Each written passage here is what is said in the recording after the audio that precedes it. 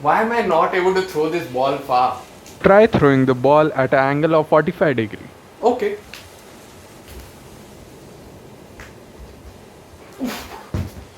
Oh my god. I didn't know I could throw that far. Who are you? How did you know that that's gonna work? Hello guys, my name is Evan Thomas Eldo and welcome to Mr. Padaku. Let's talk about projectiles.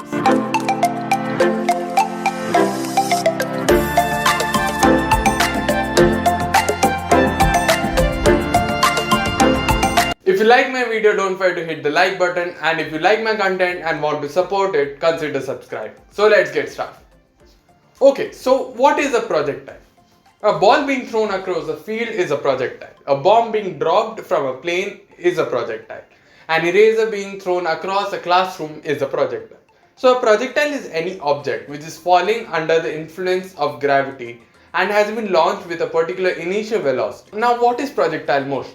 The motion which the projectile undergoes throughout its time interval is called projectile motion. Now you may have noticed that the shape of the path of the projectile is a curved path. Now this curved path is called a parabola. This was identified by Galileo. The shape can also be a straight line if you throw the ball directly upwards or directly downward. There are two factors which determine the path of the projectile. First is the initial velocity, second is the direction. So whenever you are throwing a ball, you are throwing it with some amount of force due to which it attains a particular initial velocity and you are throwing it at a particular direction. Now, as we discussed in the previous video, we can resolve this velocity vector into its rectangular components. Now, if the projectile is making an angle theta with the horizontal, we can take the horizontal component as u cos theta, where u is the magnitude of the initial velocity, and the vertical component to be u sin theta. You have split the motion of the projectile into vertical and horizontal motion. Now, the effect of the gravity is acceleration. So, the acceleration due to gravity is minus 9.8 meter per second square. It is taken to be uniform around the whole earth, but it has some amount of variation. But we take it as approximately 9.8 meter per second square. Now we have split the motion into the horizontal and vertical axis. Now, if you take the vertical axis, motion in the vertical axis would be similar to a ball being thrown directly upwards. And in the horizontal axis, the motion would be similar to a ball being rolled over, because the horizontal velocity vector u cos theta isn't experiencing any acceleration. Because we ignore air resistance, the value of the horizontal vector remains constant throughout the motion.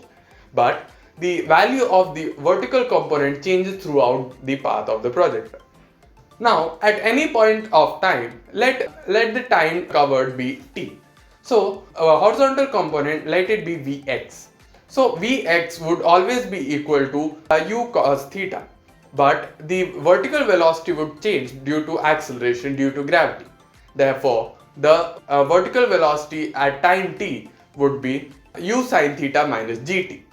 Now, we know the horizontal component and vertical component.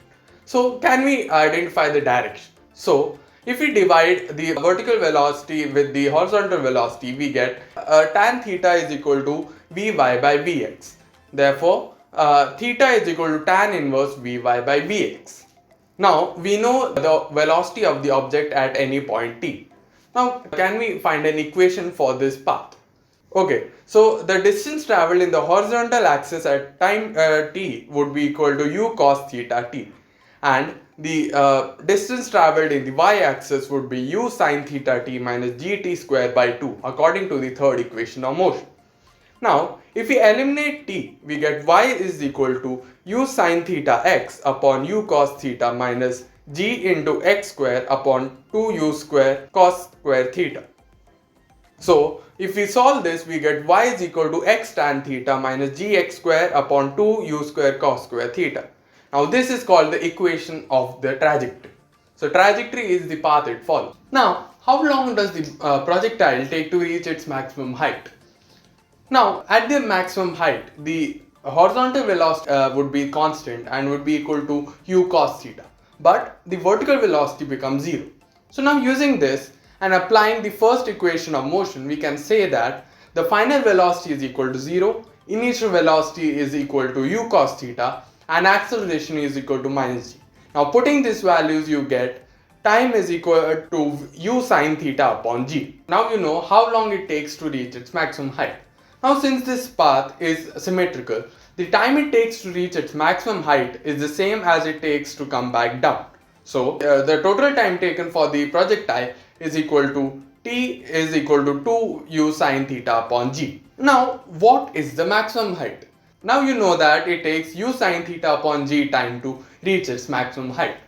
So now you know the distance, you know the final velocity, you know the initial velocity. So using the third equation of motion, you can calculate the time it takes. So the height comes out to be u sin theta whole square upon 2g. Now how far can you throw the projectile, or how far the projectile travels? And now you know the total time it takes, and you know that the horizontal velocity remains constant. So using speed is equal to distance upon time, you can find that the total range of the projectile comes out to be u square sine 2 theta upon g. So now you know that now you know all the factors which are related to a projectile. You know the velocity of the object at any point of time, you know the maximum range, you know the maximum height. Now if you need to find out what is the farthest distance a projectile can travel with the same initial velocity. Now the formula of range is equal to r is equal to u square sine 2 theta upon g. Now u is constant, g is constant. The only thing you can vary over here is sine 2 theta. Now sine theta is maximum when it is equal to theta is equal to 90 degree. So if we equate sine 2 theta to sine 90 degree, we get 2 theta equal to 90 degree. Therefore theta equal to 45 degree. Now as I talked about in the intro, you can see that when you put theta equal to 45 degree, you get range is equal to u square upon g, which is the maximum possible value with a constant initial velocity. So now you know that what is the farthest you can throw a ball and how to throw it. Now you will notice that the value of the range for complementary angles would remain constant. For example, if you throw a ball at angle of 30 degree and another at 60 degree with the same initial velocity, the range would be the same. So two balls are thrown at complementary angles with the same initial velocity, the range remains constant. You can use these concepts whenever you are solving any problem related to projectile. So that's the end of this video.